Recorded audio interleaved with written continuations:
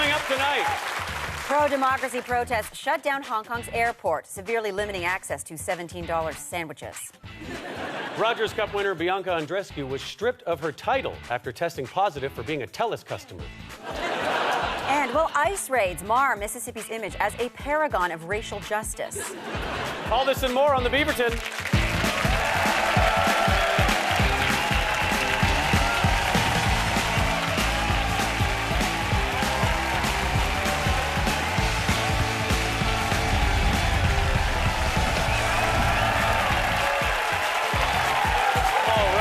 Thank you very much. Welcome, everyone. Welcome to the Beaverton. Emma, it's great to see you. Miguel, I wish I could say the same.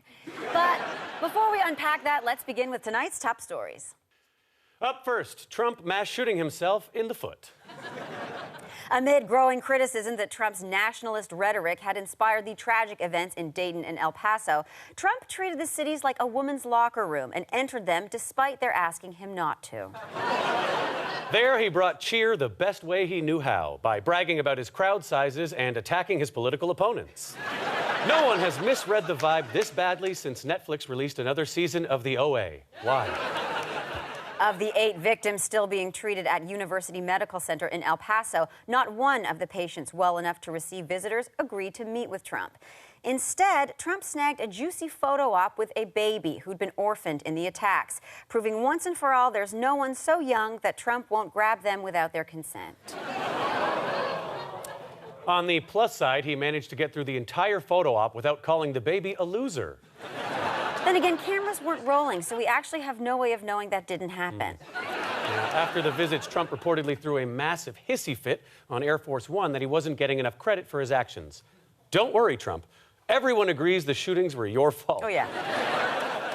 Of course, Trump had the perfect way to contain the fallout. Tweet an absurd conspiracy about the Clintons murdering Jeffrey Epstein.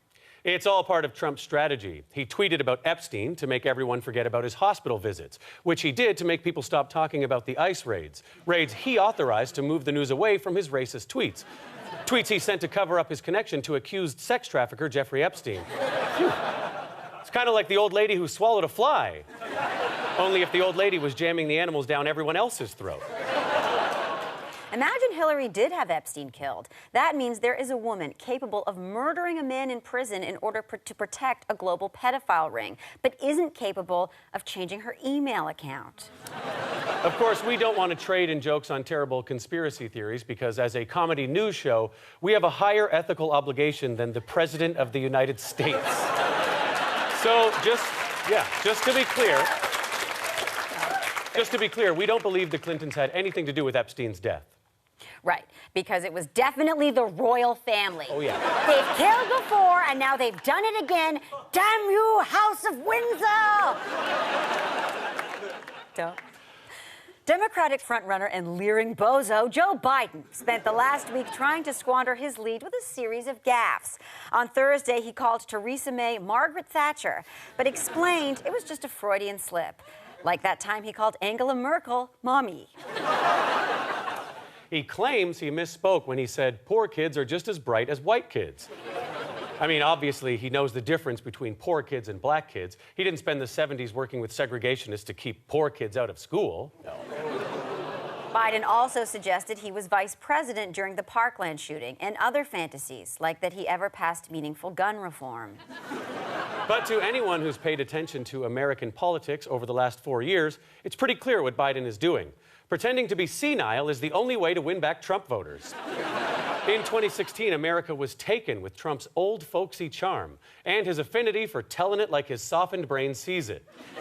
Voters have always been drawn to candidates you can sit down and share your dementia medication with. Much like Trump, Biden is trying to prove he's the ideal choice for people who like their presidents ancient, handsy, and confused after sundown. And sure, you can applaud him for trying to punch his weight with Trump's brain farts and explosive mouth diarrhea. But the truth is, the Dems should really just move on. It's time for the DNC to put Biden in a home and throw their support behind a more youthful and vibrant candidate. Bernie Sanders. In the wake of America's mass shootings, there are renewed calls for gun control in the United States. But since then, more than 25 people have been shot in Toronto, which is why gun violence is the subject of tonight's Meanwhile, Canada Sucks Too. Canada likes to compare itself favorably to our more dysfunctional American brother. I mean, if your job was to give enemas to elephants, you'd look way better if your sibling happens to run a dogfighting ring. The only problem is being elbow deep in an elephant is still objectively bad. And much like an elephant's ass, Canada's gun laws are full of crap. Yeah, since 2013, Canada has experienced a 42% rise in gun violence. We rank 5th amongst 36 Western nations in gun deaths per capita. Our rate is twice as high as Australia's. As a nation, I think we can agree we can't let ourselves be beaten by those upside-down kangaroo perverts. But how are they doing so well? In 1996, after a grisly mass shooting, they instituted an assault weapon buyback in one of the most effective gun control laws in modern history. In Canada, however, we have a different issue. More than half of our gun homicides are a result of handguns, even though they make up less than 10% of all guns in Canada. So who in their right mind would be against a handgun ban? Oh, yeah, right. Shocking. But it isn't just conservatives. When asked why Canada was dragging its heels on handgun reform, Minister of Public Safety Ralph Goodale had this to say. I can't comment on other countries. Other facts and information, including ongoing events, are shaping the policy proposals that we will be making to Canadians in the weeks immediately ahead. Wow. Right to the point and so inspiring. So our politicians are useless, but our handgun bans? For an answer, let's travel to the cold, distant nation of Iceland. Iceland, don't tell me we've fallen behind those right-side-up kangaroo perverts, too. We have, by a lot. Iceland has almost the exact same gun ownership rate as Canada, and yet since 2007, they had a total of 0 gun homicides. Wow, they really settled down since their Viking days. So why is our safety falling behind a former penal colony or the historic pillaging capital of the world? Well, there's one big way Canada is like the U.S., our gun lobby. According to lobbyist registration records, gun lobbyists met or communicated with MPs and senators over 100 times since 2016. Maybe they just wanted to talk about Game of Thrones, you know? To be fair, if Westeros had guns, that show would have been much, much shorter. That's true. But you can't deny the gun lobby's influence on our laws. In 2012, they helped repeal the federal long gun registry. They're currently pushing the Senate to gut a bill on stronger background checks. And whenever a high-profile shooting happens, they're quick to convince us now is not the time to talk about gun legislation. That's like if there was an E. coli outbreak and the vegetable lobby told us now is not the time to talk about a romaine lettuce recall. Is poo in our lettuce more dangerous than guns? Who's to say? Either way, there's every reason to make guns harder to get.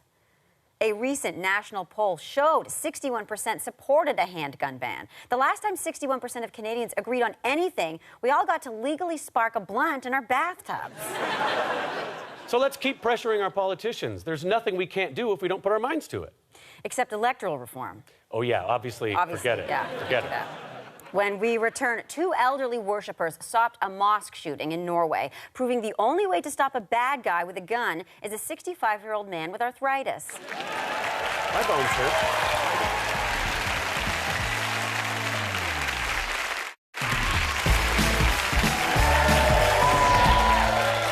Thank you. Welcome back. Last week, a UN report highlighted 4 simple ways to mitigate the effects of climate change.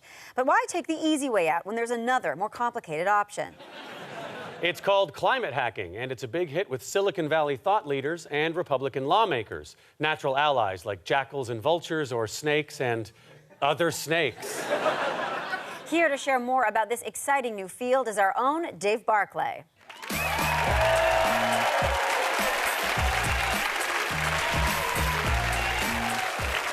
It's me, Dave.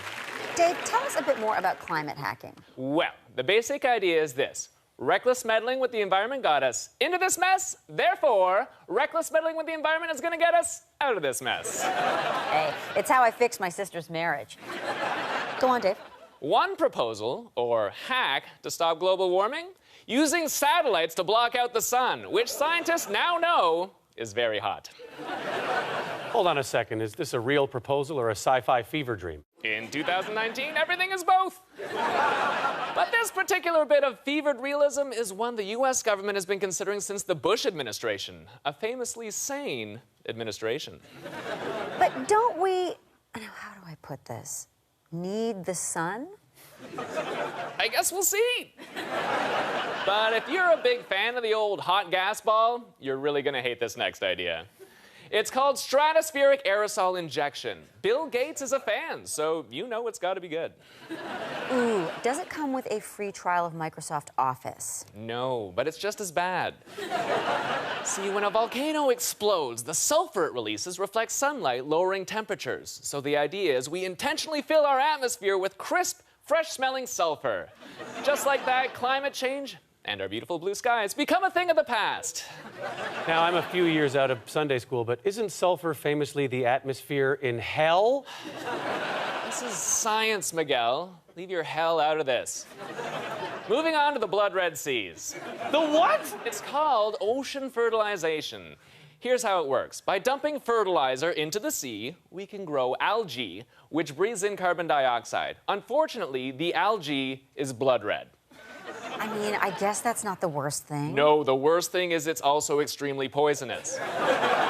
But on the bright side, think how many dead, rotting fish will wash up on shore. How is that the bright side, Dave? Oh, many species of fish are bioluminescent, and since we blocked out the sun, we'll need them to view the hateful Crimson Sea. Okay, so the solution to climate change is to create a smelly, fish-lit hellscape with a dead red ocean and a brimstone sky. Kind of glass half empty person, aren't you? Well, it's just that these side effects to these temporary solutions seem like they're going to make things worse. Can't we just, I don't know, cut emissions? No. No, that's too expensive. Well, Dave Barclay, everybody.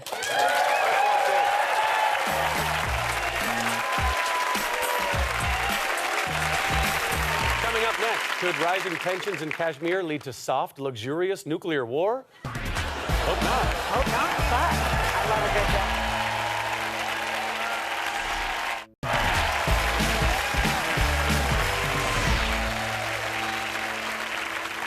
Welcome back. If you made it this far into the show, you'll notice the news is a little depressing, which is why sometimes we prefer to make it up.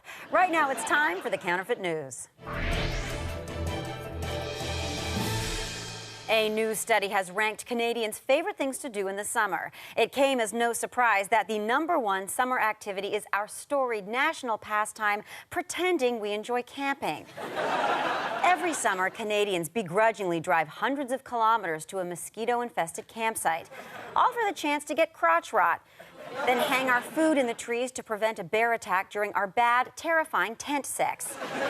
Then we wake up the next day to look at a stupid river while we take a dump outside and bury it in the ground like a goddamn animal. All while feeling the need to constantly say, this is fun, right? I hope we don't get hurt since we're so far away from a hospital. But questions remain. Why is camping so terrible? How did we convince ourselves it was fun? Am I reporting on this story solely to get my friends to stop asking me to go camping? The answer to that last one is yes. You could have just told me you didn't want to go camping with me. Pretty sure I just did. Fad diets. Like movies based on comic books, they keep popping up. And like those movies, they're often expensive, unpleasant slogs that leave you feeling diminished and hungry for something better. For more on the subject, here's a new segment we call What Fresh Hell with Ann Pornell.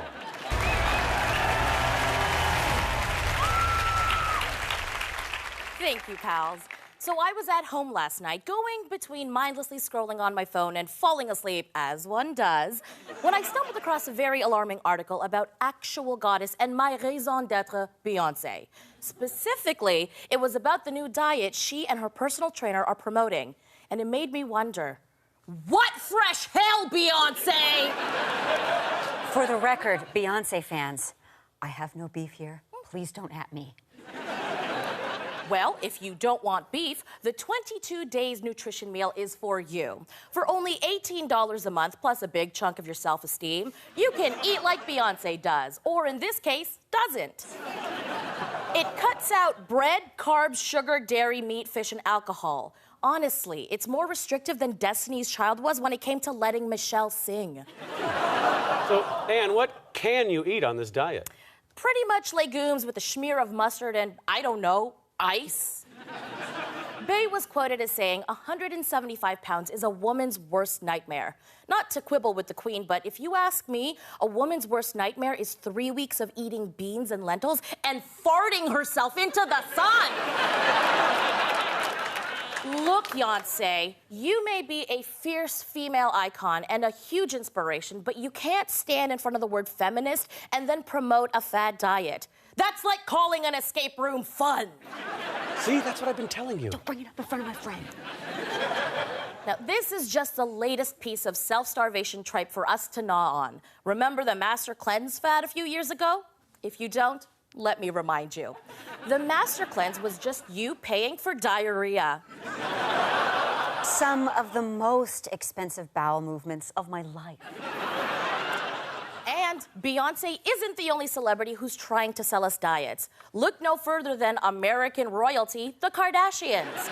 From detox teas to appetite suppressant lollipops to meal replacement shakes, I don't know if they're a family or just a sexy pyramid scheme.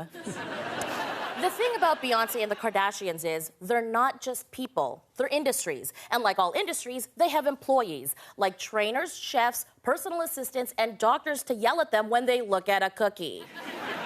Breaking news, most people aren't gazillionaires, but that hasn't stopped them from investing in diets like they are. In North America, people spend over $60 billion a year on diets.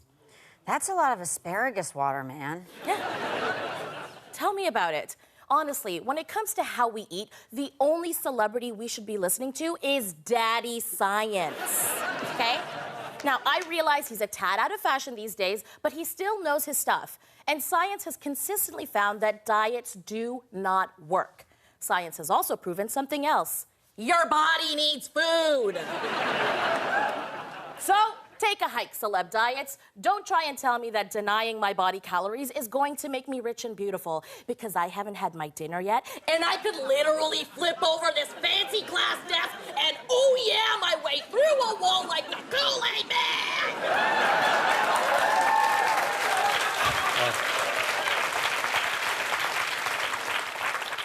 Thanks for noticing the desk. Yeah. Anne Pornell, everyone. I'm hungry! Thank you. Coming up, most Canadians expect a negative election campaign full of personal attacks. But honestly, what do those idiots know? I could smash this paper.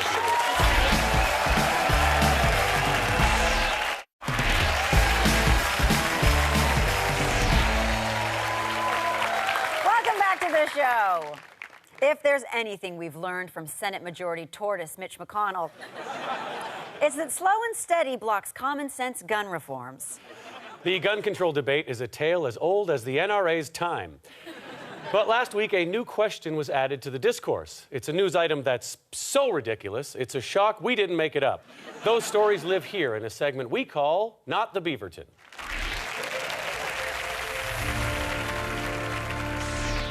We absolutely cannot believe this found coverage in mainstream news sources, but last week, in response to calls for an assault weapon ban, some guy delivered this now infamous tweet.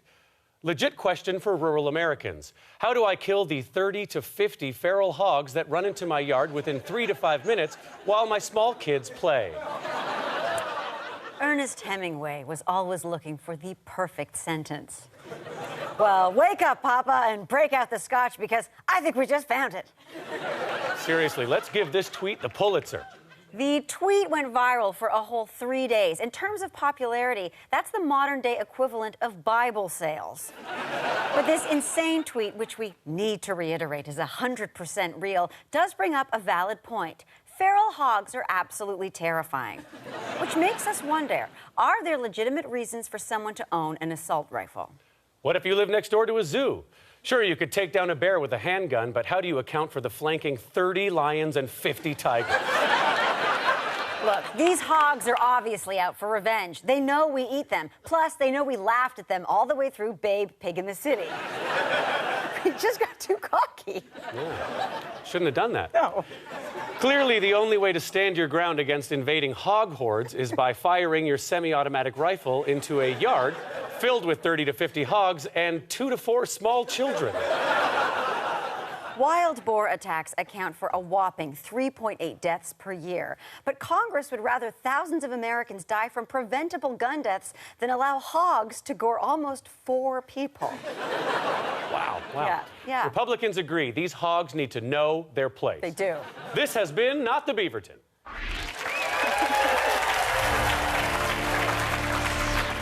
And that's our show. Join us next time as Andrew Scheer responds to demands he march in a pride parade by watching half an episode of Queer Eye. Jonathan Van Ness. Yeah.